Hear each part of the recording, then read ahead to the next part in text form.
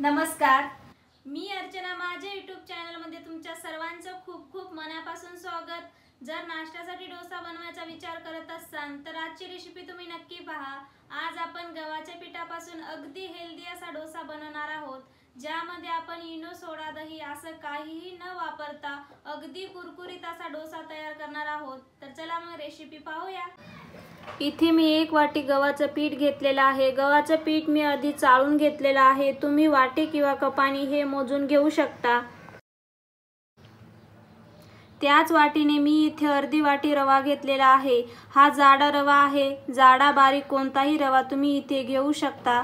आता यामध्ये घालायचंय तर याच्यामध्ये आधी 1 वाटी पाणी घालायचंय, मिक्स करून घ्यायचं आणि नंतर याच्यामध्ये आणखी पाणी घालूया।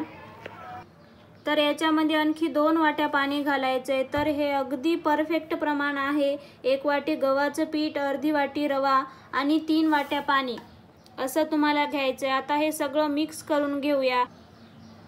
याच्यामध्ये सगळ्या गुठळ्या काढून घ्यायच्या आहेत। हे डोस्याचं पीठ आहे ते आपल्याला पातळच हवंय, जसं ताक असतं तसंच हवंय।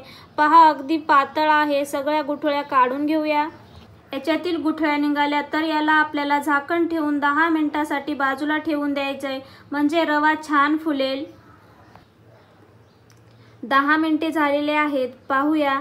पहा, याच्यातला रवा छान फुललाय। अगदी पातळ असं हे पीठ आपल्याला हवंय। तर याच्यामध्ये आपण पुढचं साहित्य टाकूया।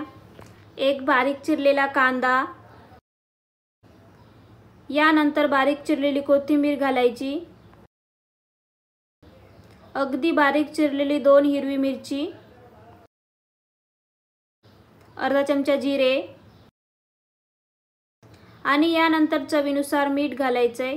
आता हे सगळं साहित्य आधी मिक्स करून घेऊया। पाण्याचं प्रमाण तुम्हाला कमी जास्त लागू शकते। तुम्हाला जर घट्ट वाटत असेल तर तुम्ही याच्यामध्ये आणखी पाणी ॲड करू शकता। तर आता आपण याचा डोसा बनवून घेऊया।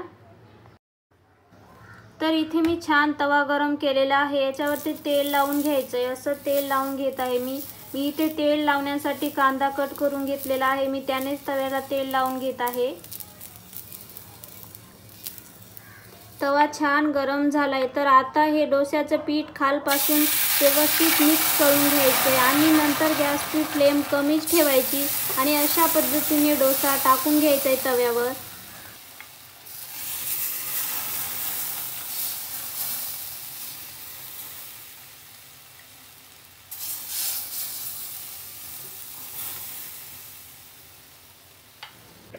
आता मीडियम फ्लेमवर डोसा छान भाजून घ्यायचा आहे। 3 मिनिटं।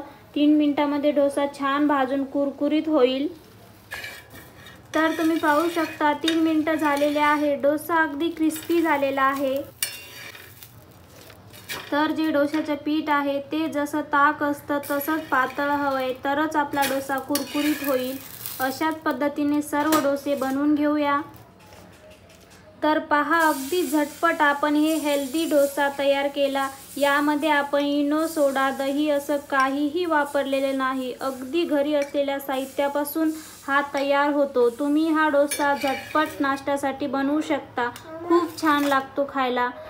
तर कशी वाटली तुम्हाला आजची रेसिपी? व्हिडिओ आवडल्यास व्हिडिओला लाईक, शेअर, सबस्क्राईब नक्की करा। भेटूया अशाच एखाद्या नवीन रेसिपी बरोबर।